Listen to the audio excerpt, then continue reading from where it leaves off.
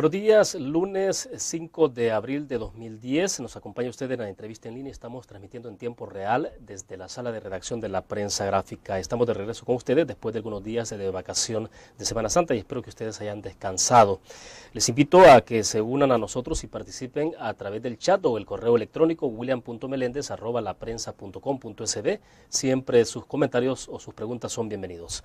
Este lunes abrimos el mes hablando del rumbo del país y el sistema educativo. Para eso contamos esta mañana con la presencia de Óscar Picardo, quien es un reconocido analista del país, articulista de la Prensa Gráfica y experto en materia educativa. Óscar, bienvenido, buenos días. Gracias, William, un gusto estar en tu programa con este formato que permite un acceso universal y hablando de temas de interés, ¿verdad? De todos. Claro, ¿y qué tal? ¿De descanso?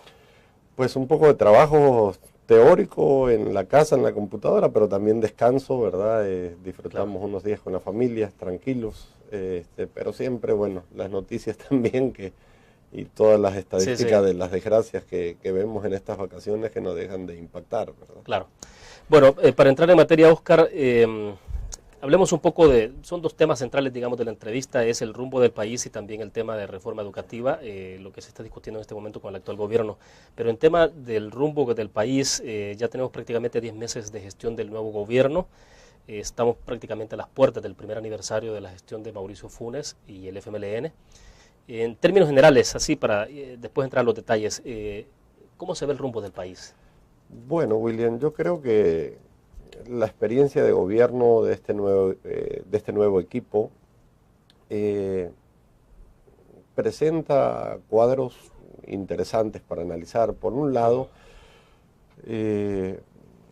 vemos que es un gobierno o un estilo de gobierno que no se distancia mucho de lo que ha sido el pasado, digamos. No hay cambios dramáticos en las políticas económicas, en la política exterior, con mínimos detalles, más bien actitudinales, que los podemos comentar, pero salvo eso, el estilo de gobierno es muy similar, ¿no? No hay cambios dramáticos, eso genera, digamos, para algunos sectores tranquilidad, para algunos otros sectores genera un poco de frustración, digamos. Sobre todo aquellos sectores que tenían muchas expectativas, me imagino, de cambio y de transformaciones de entrada. O sea. Correcto.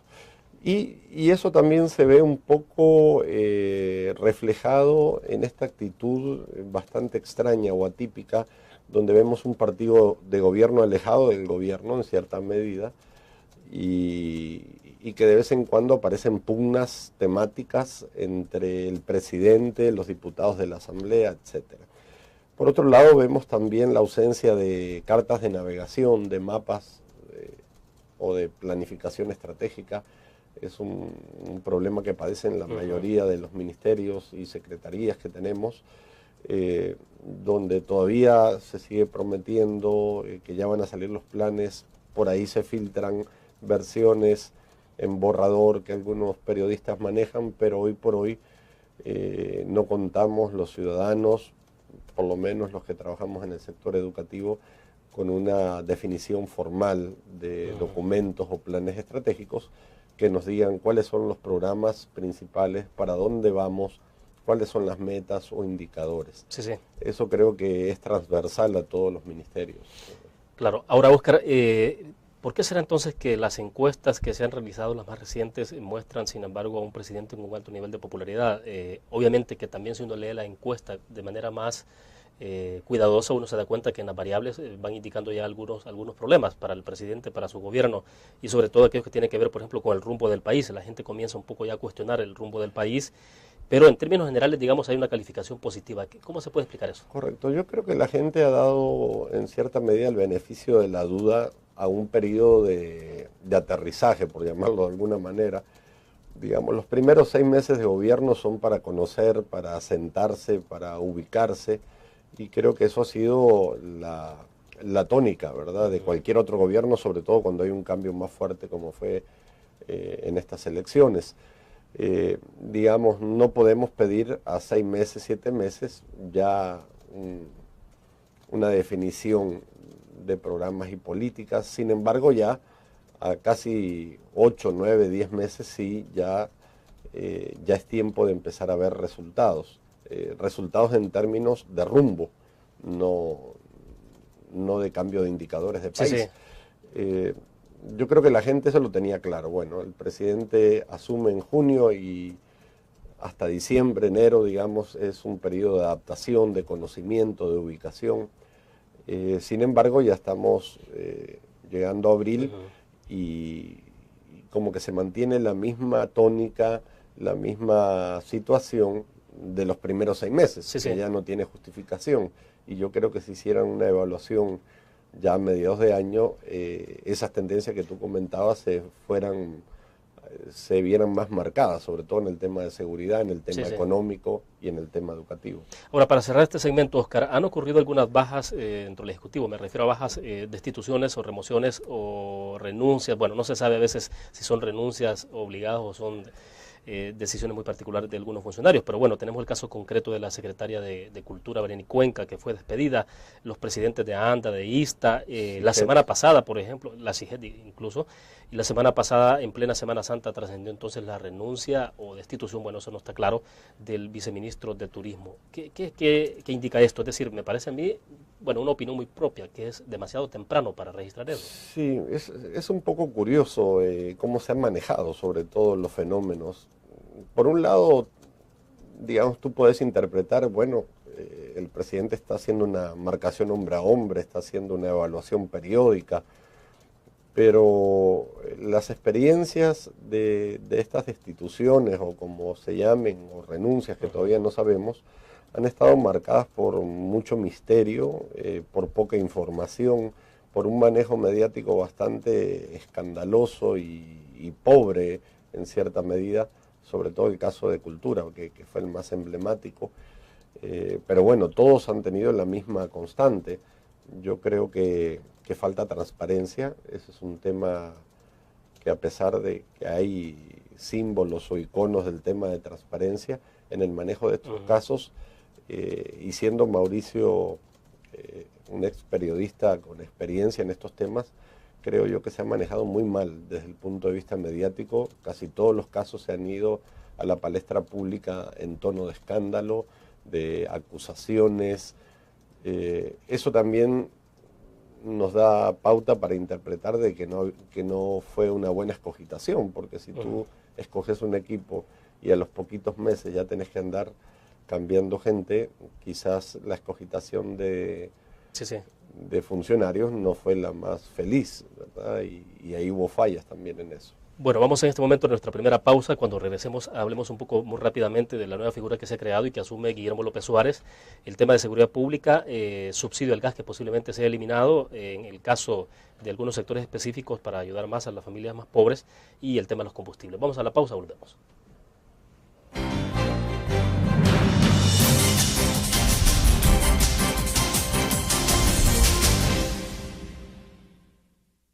Todos los días salimos.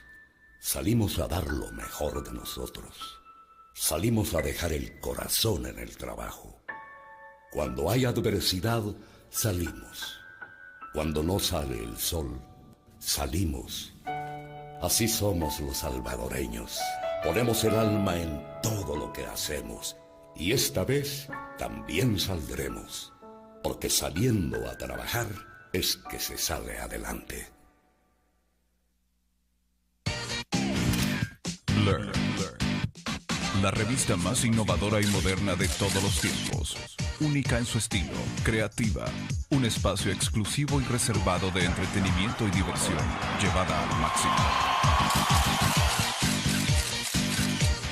Learn. Time Out, Movie, lo mejor de la cartelera. Art. Shopping, la guía de la moda. Go, viajes cortos fuera de la ciudad. Blur.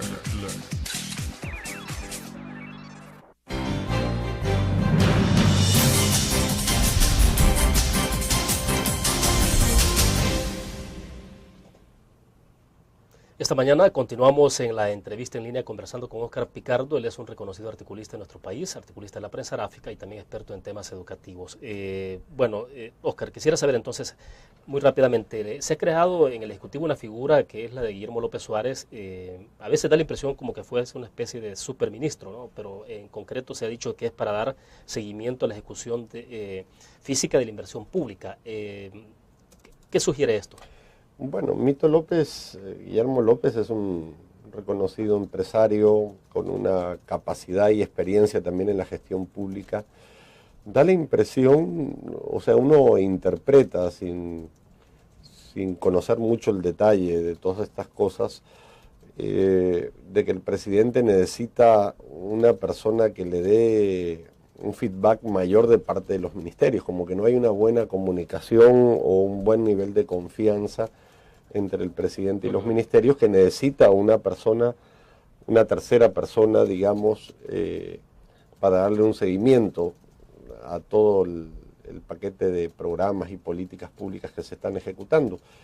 En realidad, cada ministro debería hacer eso, pues no entiendo o no se comprende la lógica de este cargo. En casi todos los gobiernos anteriores también han existido estas figuras de superministros, como el caso de Abud en su momento, que tuvo un control del aparato estatal desde el punto de vista técnico, económico, pero bueno, eso también nos da pautas para pensar en cómo están funcionando los ministerios, el rol del ministro en su ejecución, en su capacidad de comunicación de los proyectos. Como que hay una debilidad ahí y se intenta suplir con Guillermo López, que es una persona que sí conoce de números. Sí, sí. También puede ser esa la justificación. Muchos de los ministros no tienen formación económica y generalmente la mayoría de políticas públicas tienen que ver con una buena planificación económica. Claro. Ahora, Óscar, todavía no se ve claro de que haya ya prácticamente terminado un plan quinquenal para este gobierno. Parece que, bueno, obviamente no será quinquenal porque estamos prácticamente arribando al primer año de gestión del presidente Funes y será prácticamente de cuatro años. Pero, ¿qué es lo que estará pasando? Que no vemos todavía claro esto y eso es importante, es crucial para el país. Yo creo que en planificación pública, quienes hemos trabajado en esos temas, hay una dimensión y tiene que ver con lo que hablábamos anteriormente, que es la parte macroeconómica de la planificación. Cuando uno está a cargo de un ministerio, tiene ideas, tiene propuestas, intenta recoger la demanda social que hay en diversos ámbitos, en salud, en educación, en infraestructura, etcétera, y el gobierno tiene que planificar una oferta. Esa relación que generalmente es de gobernabilidad entre la demanda y la oferta tiene que estar contenida en los planes. Pues para ello se requiere criterio económico, ¿verdad? Si tú trabajas en el tema educativo y planificás que tenés que entregar libros o uniformes o cualquier otro diseño de política para satisfacer ciertas necesidades, tenés que contar con ese apoyo económico. Y creo yo que les ha dificultado mucho a este equipo, en general al equipo de gobierno, digamos, la correlación de factores asociados a la planificación con temas económicos. Yo creo que ahí es donde ha estado la falla y obviamente corres el riesgo de planificar en falso, de planificar quizás ofrecer más de la cuenta, ofrecer menos de lo necesario, y eso te puede llevar a tener fracasos en la planificación y es delicado. Entonces creo que ahí es donde entra Guillermo López a, digamos, a cuantificar y a establecer parámetros ecuánimes para el plan, a pesar de que el plan está, creo yo, a cargo de Alex Segovia, que es el que ha estado hablando y que es economista y que conoce de estos temas. Yo creo que ha tenido problemas quizás de comunicación. Por lo menos yo he visto el plan de educación, que es del que vamos a hablar. Ahí es donde se ven las falencias bastante críticas y graves en el tema económico. Ahora, da la impresión de que a Alex Segovia le están restando algunas facultades, o ¿qué es lo que puede estar pasando? Es decir, porque hay muchas facultades que estarían conferidas para Guillermo López Suárez que deberían estar en manos del secretario técnico, o al menos ha sido un poco así en el pasado, ¿no? Sí, quizás al final, a pesar de que somos un país pequeño, la planificación del gobierno es un tema bastante arduo, que no puede estar bajo la pluma y el criterio de una sola persona. Necesitas varias cabezas que estén ayudando, una que estén viendo temas, si tú ves el mapa de país, el tema social, educación y salud, el tema seguridad, que está adquiriendo una relevancia cada vez mayor, Claro. el tema económico en sí mismo, infraestructura. Entonces yo creo que al final van a necesitar un equipo que conozca de las diversas áreas y esto los ha llevado a atrasarse bastante, ¿verdad? Yo creo que después del primer semestre ya era hora de tener un plan como carta de navegación, porque tú bien decías, ya va a ser de 4 años, ya no de 5, Claro. ¿verdad? Bueno, vamos a otra pausa. Cuando regresemos, muy rápidamente hablar un poco de esa, ya de alguna forma usted lo asomaba, de cómo está esa relación del presidente Funes con el partido en el gobierno, hacia dónde va este país entonces, ya que hablamos un poco de rumbo, pero también el tema político, y después entramos a hablar del tema educativo. Ya volvemos.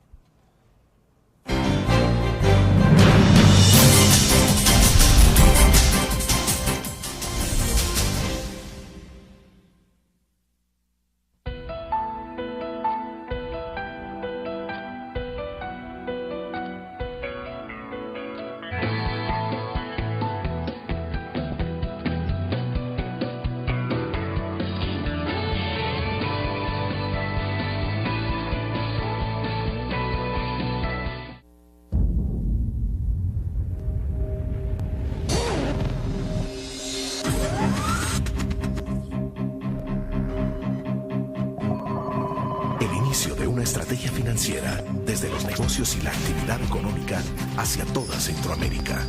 El Economista Regional, una revista especializada donde encuentras el panorama empresarial y los principales movimientos financieros. El Economista, el modelo regional de información económica.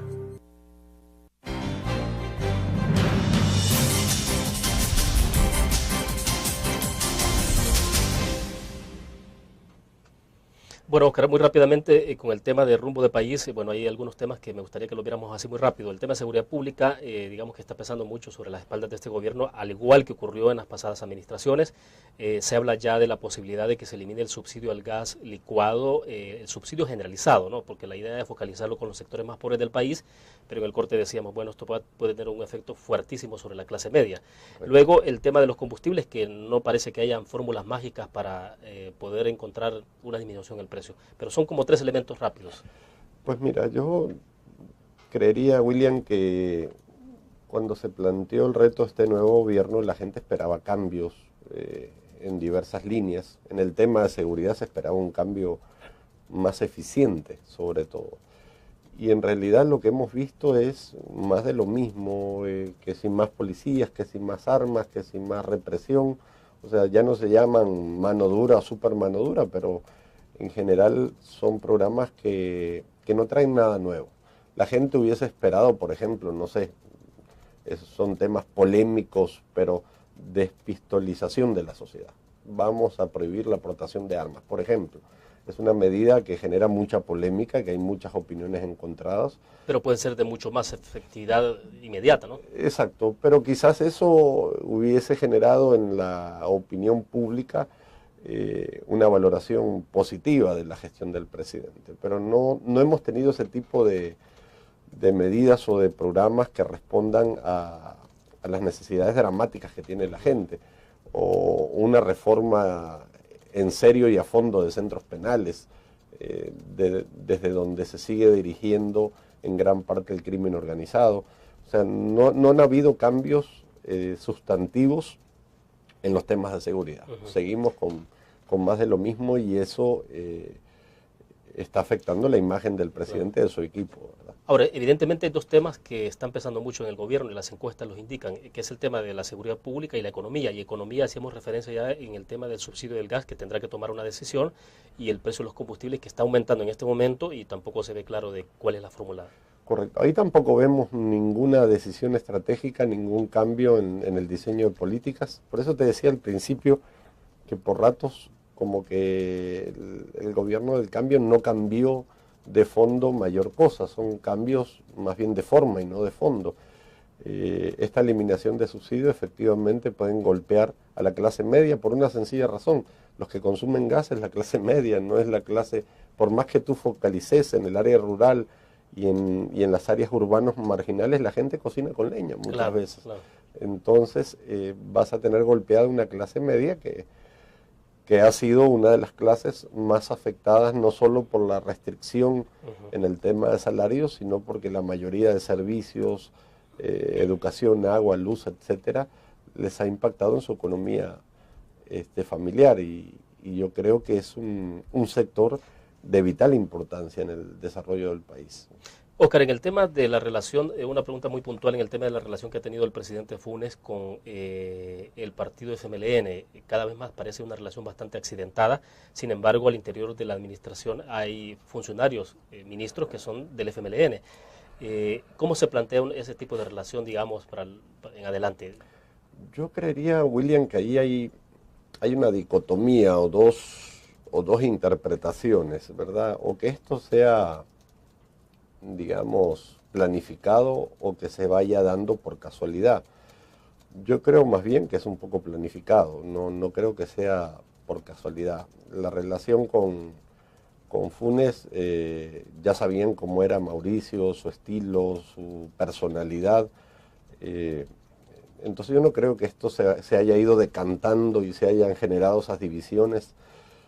Yo creo que así como van las cosas, mantienen a los dos sectores importantes políticamente hablando. Digamos, Funes mantiene el sector empresarial, digamos, tranquilo, le da certeza, le da tranquilidad, que no anda con locuras de Chávez ni con cambios drásticos. Y por otro lado, parte del equipo del FMLN le da tranquilidad de las bases, que están en continuo contrapunto con Casa Presidencial. Aunque no a las bases más radicalizadas del FMLN o de la izquierda en general, Sí, que son los que exigen cambios más inmediatos y posturas mucho más claras del presidente Funes. pero ahí es donde vemos como el contrapeso de la Asamblea, ¿verdad? Que ha generado, que se ha comportado inclusive como partido de oposición del propio Funes en muchos temas. Entonces, claro, así como que se va llevando la fiesta en paz entre las dos actitudes. Lo que no sabemos, yo no tengo certeza, no me atrevo a pronosticar si eso es accidental o planificado. Me da la impresión de que es más planificado que accidental, pero no sé, no tengo datos ni evidencias que me lleven a definir que eso se ha hecho así de forma deliberada. Bueno, nos quedamos en este punto, vamos a los últimos dos bloques. Cuando regresemos entonces hablaremos de la reforma educativa. Ya volvemos.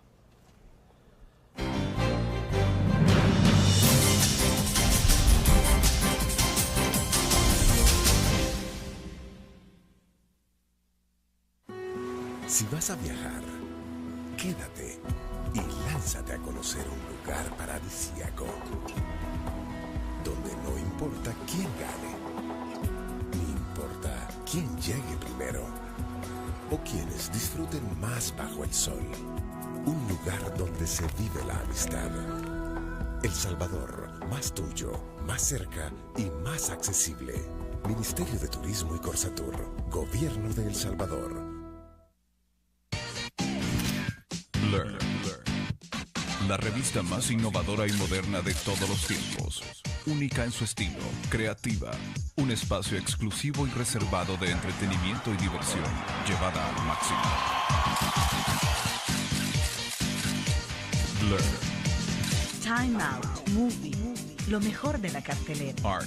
Shopping. La guía de la moda. Go. Viajes cortos fuera de la ciudad. Blur.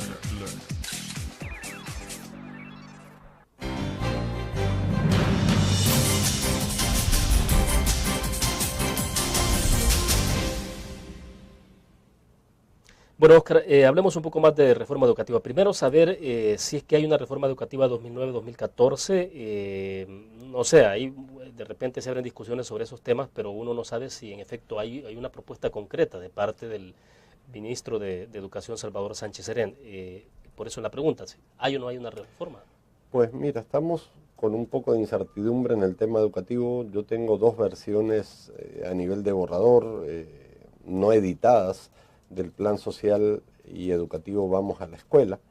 La primera es un poco más voluminosa, la segunda la depuraron más, pero a fin de cuentas no tenemos una versión oficial, no se conoce, no se ha hecho pública ni en el Ministerio de Educación ni fuera de él. A mí me tocó analizar un poco el documento porque es un área en la cual trabajo. Claro. Y efectivamente es un plan que tiene ideas buenas, muy ambiciosas, pero que no ha sido costeado adecuadamente. Habla de muchos temas interesantes, por ejemplo, de la escuela a tiempo pleno, de pasar del maestro a la comunidad de aprendizaje, de pasar del libro de texto a la biblioteca pedagógica, y así un montón de temas. No hay metas en ese plan, no hay indicadores. Algunos temas están extensamente más desarrollados que otros, no sabes por qué. Pero cuando tú intentas como costear lo que llevaría a implementar ese plan, no alcanzaría el presupuesto de la República, digamos, solo para educación. Se nota que al plan le faltó una mirada económica. Se ve que lo hicieron gente del mundo educativo, y ese es el gran defecto que tiene ese documento, pues que no está costeado adecuadamente, y si tú lo tiras así, generarías una expectativa, digamos, demasiado grande. Por otro lado, el plan también adolece de indicadores. Por ejemplo, habla de la dignificación del maestro y te dice que para el 2014 se va a dignificar al maestro, pero para el 2014 ya terminó el gobierno. La pregunta es qué va a pasar del 2009 o 2010 al 2014, cómo lo vas a dignificar. Y así tiene muchas afirmaciones genéricas, no costeadas, no claras, y hay mucha incertidumbre en el tema educativo. Claro, ahora, una reforma como tal es necesaria, Óscar, pregunto esto porque, bueno, ya se tenía un plan educativo el 2021, que incluso hablábamos rápidamente en el corte anterior, en uno de los segmentos anteriores, y ¿es que acaso se requiere de un nuevo plan? ¿No será que hay cosas que se podían tomar del plan 2021 y darle seguimiento? Claro, el plan 2021, hay un problema actitudinal ideológico, se barrió con todo lo que fuera del pasado, y eso es, entre comillas, comprensible, digamos, muy entre comillas. Y no se valoró con madurez política qué cosas eran rescatables del pasado, porque al fin y al cabo muchas de las cosas que están haciendo se están sustentando sobre la base de lo que se dio en el pasado. El plan, por ejemplo, 2021 no tenía cosas descabelladas. Por ejemplo, hablaba que para el 2021 los salvadoreños iban a tener 11 grados de escolaridad. Eso es una meta universal que tiene que ver con ODM, con Objetivos del Milenio, con Educación para Todos, EPT, con el Plan Iberoamericano 2021. Pero yo creo que políticamente se intentó enterrar todo lo del pasado y empezar a crear algunas cosas nuevas, que hoy por hoy no tenemos ningún producto nuevo todavía. Lo único nuevo fue lo de útiles y uniformes, que es una medida técnicamente cuestionable. Yo le decía a algunos colegas, yo prefiero un niño bien comido a uno bien vestido en la escuela, sobre todo en la escuela rural. En muchas escuelas rurales el uniforme no era un problema para que la gente fuera o no fuera a la escuela. El problema es la distancia, el problema es la alimentación, el problema es la calidad y la asistencia del maestro. Pero bueno, en el plan anticrisis se dispuso dar uniformes y útiles. Hoy por hoy no sabemos cómo va los indicadores de ese programa. Tengo entendido que en muchas escuelas todavía no se ha terminado. Y la sostenibilidad, que es importante, ¿no? Porque puede ser un año que se les dé, pero tiene que ser permanente. Exactamente, y eso te incrementó el presupuesto. Empezaron hablando de 20 y pico de millones y terminamos con más de 50 millones de dólares. Entonces, yo creo que ese tipo de cosas son las que se tienen que discutir técnicamente. El otro tema preocupante fue el de la comisión también, la nueva comisión de educación, que primero salió el vicepresidente y ministro de Educación juramentándola, después el presidente la desconoce, después el presidente ratifica y se publica, pero ya aparecen nueve miembros y no los que habían sido juramentados al inicio, lo cual es bastante raro también cómo se maneja eso, ¿verdad? Bueno, vamos a hacer en este momento la última pausa, Óscar. Cuando regresemos, me parece, no soy especialista en el tema educativo, pero me parece que cualquier plan debe estar diseñado en función de lo que el país está demandando, las nuevas realidades demandan. En algún momento debo entender que los megatecs que se crearon fue en el marco del plan 2021 para crear profesionales que estaban de acuerdo a la demanda en el mercado laboral. Correcto. Entonces quisiera saber, cuando regresemos, si se está perfilando eso, digamos, a futuro, o qué puede pasar entonces, porque en este país, por ejemplo, debo entender que lo que más hay son abogados, y no sé si el país lo que más requiere son abogados. Correcto. Vamos a la pausa, volvemos.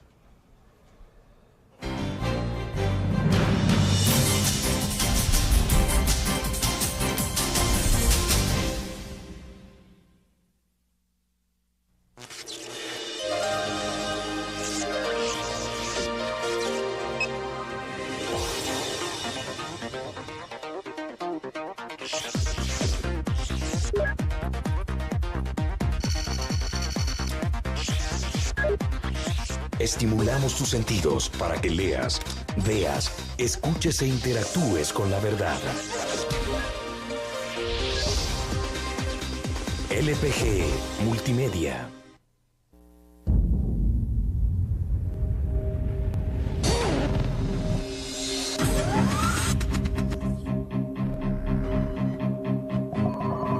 El inicio de una estrategia financiera, desde los negocios y la actividad económica hacia toda Centroamérica.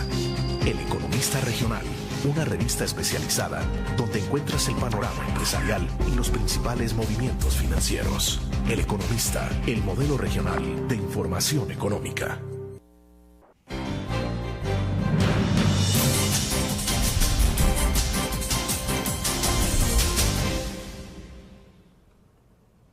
Bueno, Oscar, estamos al cierre de la entrevista. Preguntaba entonces si será que en esos planes o en el plan, los borradores que son los que se han asomado por ahí y de manera extraoficial, se puede plantear, digamos, de que ese tipo de reformas están respondiendo a crear un modelo educativo de acuerdo a las circunstancias del país, porque hacía referencia un poco a los megatec que se crearon. Bueno, en la Unión hay un megatec, pero ahí es complicado el asunto porque ni siquiera el puerto está funcionando. Pues. Pero bueno, ¿qué hay de esto? Yo creo que efectivamente los planes educativos, sean de reforma, de transformación, de cualquier estilo o calibre, deben de estar como hilvanados con estrategias de país desde el punto de vista competitivo, productivo. Tienen que estar también hilvanados o articulados con el currículum nacional, que mucho se ha criticado y no se utiliza ni se conoce. Y con las necesidades del entorno, digamos, tanto el entorno nacional como regional y global.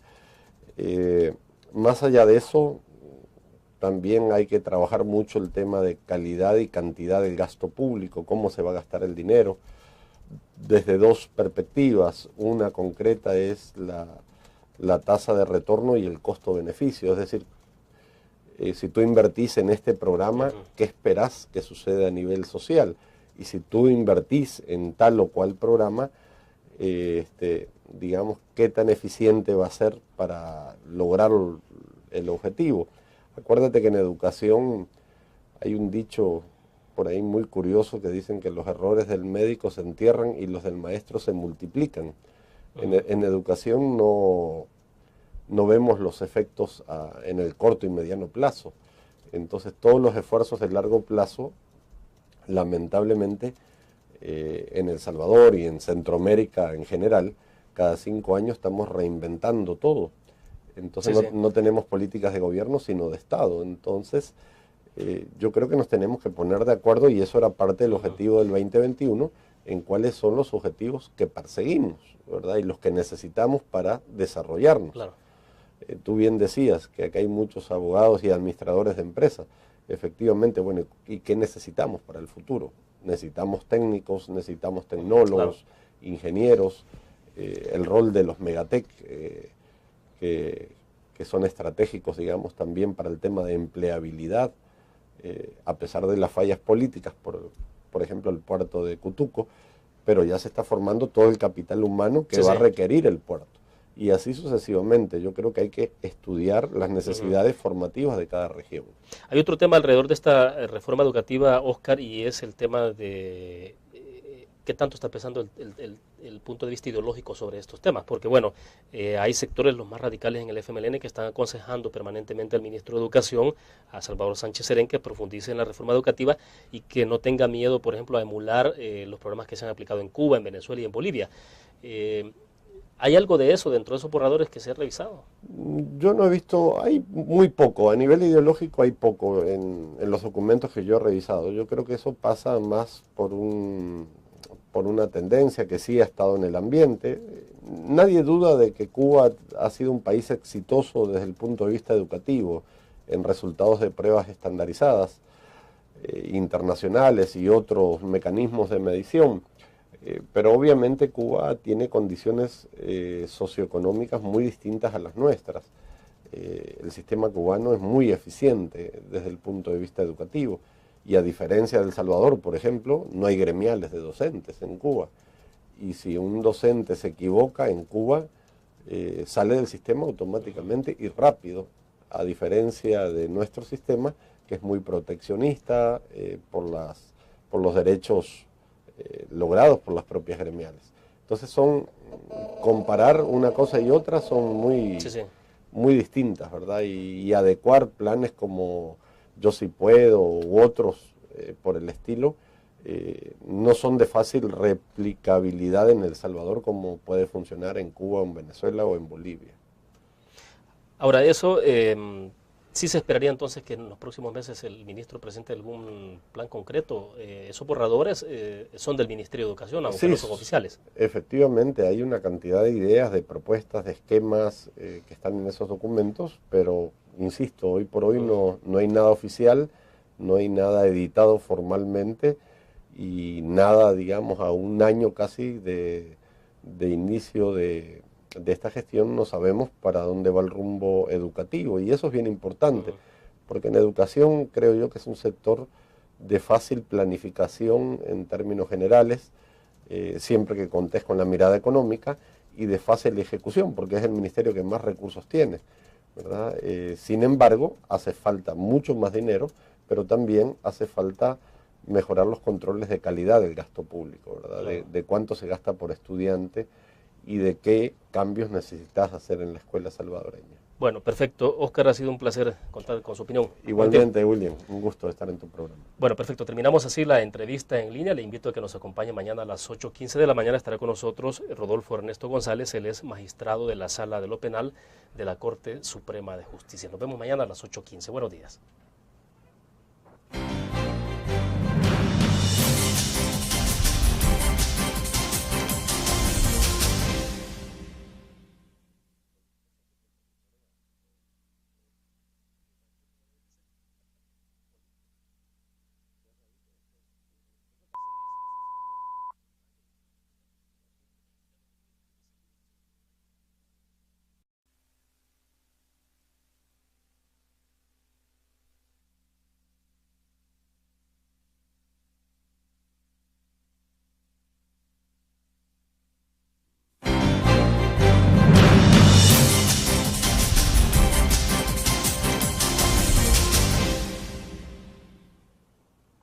Buenos días, lunes 5 de abril de 2010. Nos acompaña usted en la entrevista en línea. Estamos transmitiendo en tiempo real desde la sala de redacción de la Prensa Gráfica. Estamos de regreso con ustedes después de algunos días de vacación de Semana Santa y espero que ustedes hayan descansado. Les invito a que se unan a nosotros y participen a través del chat o el correo electrónico william.melendez@laprensa.com.sb. Siempre sus comentarios o sus preguntas son bienvenidos.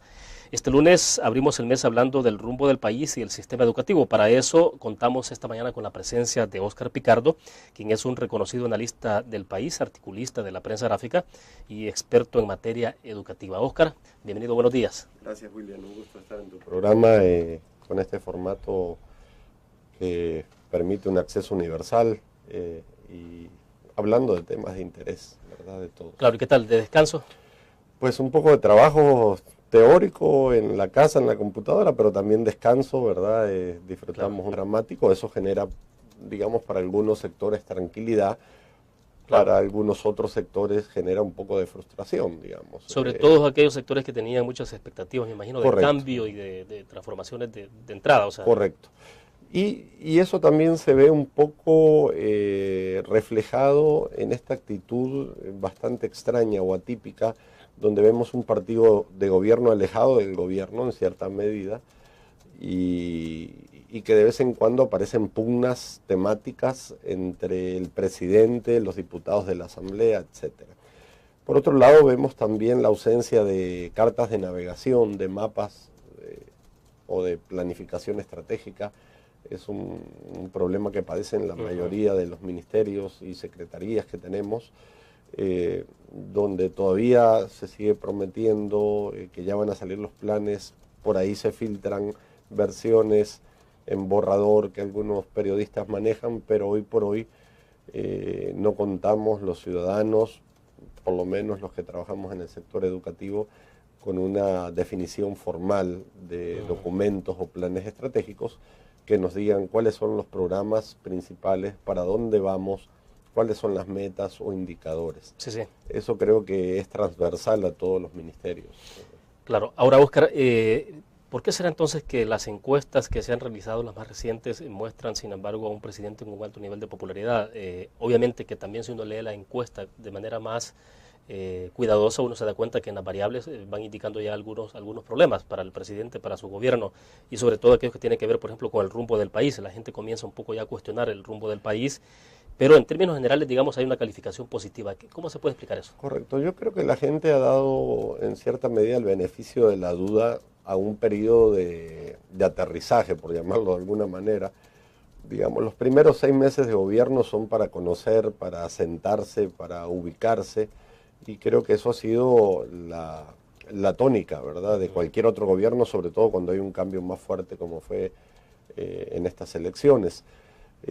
Digamos, no podemos pedir a 6 meses, 7 meses ya una definición de programas y políticas. Sin embargo, ya a casi 8, 9, 10 meses sí ya es tiempo de empezar a ver resultados. Resultados en términos de rumbo, no de cambio de indicadores de país. Sí, sí. Yo creo que la gente eso lo tenía claro. Buenos días con la familia, tranquilos, pero siempre, bueno, las noticias también y todas las estadísticas de las desgracias que vemos en estas vacaciones que no dejan de impactar, ¿verdad? Claro. Bueno, para entrar en materia, Óscar, hablemos un poco son 2 temas centrales, digamos, de la entrevista, es el rumbo del país y también el tema de reforma educativa, lo que se está discutiendo en este momento con el actual gobierno. Pero en tema del rumbo del país, ya tenemos prácticamente 10 meses de gestión del nuevo gobierno. Estamos prácticamente a las puertas del primer aniversario de la gestión de Mauricio Funes y el FMLN.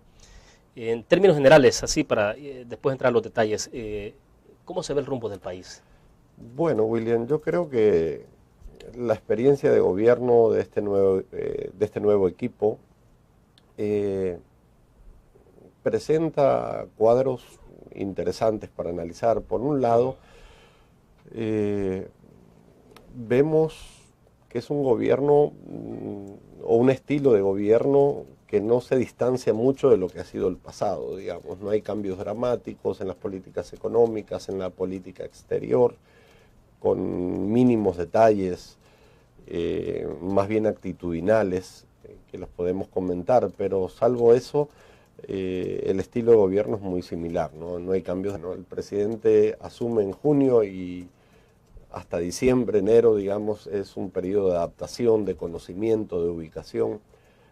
Sin embargo, ya estamos llegando a abril y como que se mantiene la misma tónica, la misma situación de los primeros 6 meses, que ya no tiene justificación. Y yo creo que si hicieran una evaluación ya a mediados de año, esas tendencias que tú comentabas se vieran más marcadas, sobre todo en el tema de seguridad, en el tema económico y en el tema educativo. Ahora, para cerrar este segmento, Óscar, ¿han ocurrido algunas bajas dentro del Ejecutivo? Me refiero a bajas destituciones o remociones o renuncias. Bueno, no se sabe a veces si son renuncias obligadas o son decisiones muy particulares de algunos funcionarios, pero bueno, tenemos el caso concreto de la secretaria de Cultura, Bereni Cuenca, que fue despedida, los presidentes de ANDA, de ISTA, la semana pasada, por ejemplo, la CIGED incluso, y la semana pasada, en plena Semana Santa, trascendió entonces la renuncia o destitución, bueno, eso no está claro, del viceministro de Turismo. ¿Qué indica esto? Es decir, me parece a mí, bueno, una opinión muy propia, que es demasiado temprano para registrar eso. Sí, es un poco curioso cómo se han manejado sobre todo los fenómenos. Por un lado, digamos, tú puedes